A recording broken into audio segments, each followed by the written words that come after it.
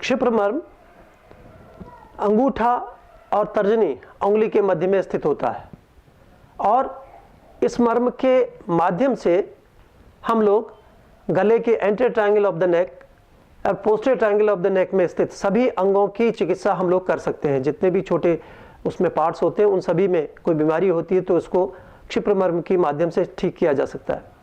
Thyroid, tonsils, oesophagus, नेजोफेरिंक्स, ओरोफेरिंक्स और इसमें होने वाली कोई भी बीमारी क्षिप्रमर्म के माध्यम से ठीक की जा सकती है। सामान्य रूप से ये देखा जाता है कि लोक व्यवहार में किसी भी व्यक्ति को यदि टॉन्सिलाइटिस होती है, गला खराब होता है तो क्षिप्रमर्म में गर्म तेल लगाकर उसका उपचार परंपरागत रूप से किया जाता है। इसी क्षिप्रमर्म के माध्यम से सांस में तकलीफ, बोलने में तकलीफ या हॉर्सनेस ऑफ वॉइस जैसी तकलीफों को भी हम लोग क्षिप्रमर्म के माध्यम से ठीक कर सकते हैं। क्षिप्रमर्म संख्या में 4 होते हैं। 2 क्षिप्रमर्म हाथों में तथा 2 क्षिप्रमर्म पैरों में स्थित होते हैं। आइए जानते हैं क्षिप्रमर्म को जानने की विधि। क्षिप्रमर्म को आइडेंटिफाई करने के लिए आप हाथ की इंडेक्स फिंगर और थंब के बीच में 90 डिग्री का एंगल बना लीजिए। दोनों के बीच में आप देखेंगे कि जो फर्स्ट मेटाकार्पल और जो सेकंड मेटाकार्पल बोन है उसके बीच में थंब के बराबर का स्पेस होता है।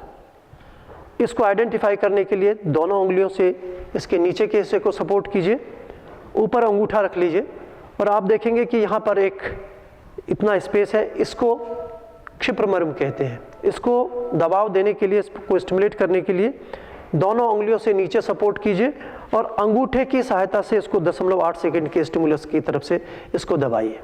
15 से 18 बार इस मर्म को दबाकर आप क्षिप्रमर्म को स्टिमुलेट कर सकते हैं। ऐसी ही प्रक्रिया आप दूसरे हाथ में करेंगे।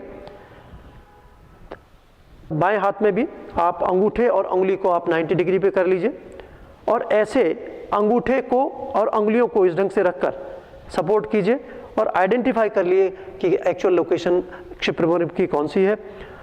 सही लोकेशन में आप जब हाथ को रख लें, अंगूठे को रख लें, तो नीचे उंगलियों से उसको सपोर्ट करिए और अंगूठे के सहायता से इसको 15 से 18 बार 0.8 सेकंड का स्टिमुलेशन दिया जाता है। क्षिप्रमर्म में आघात होने से आक्षेप या कन्वल्जेंस होकर व्यक्ति की मृत्यु हो सकती है। यदि किसी व्यक्ति को कन्वल्जेंस या दौरे पड़ते हैं या हाथ पैर में झटके आते हैं, ऐसी अवस्था में क्षिप्रमर्म से आश्चर्यजनक रूप से फायदा होता है। पैर के क्षिप्रमर्म को उत्प्रेरित करने से पैरों में होने वाला कोई भी झटका, किसी ढंग से कोई कन्वल्जेंस को ठीक किया जा सकता है। आइए जानते हैं पैरों के क्षिप्रमर्म को जानने की विधि।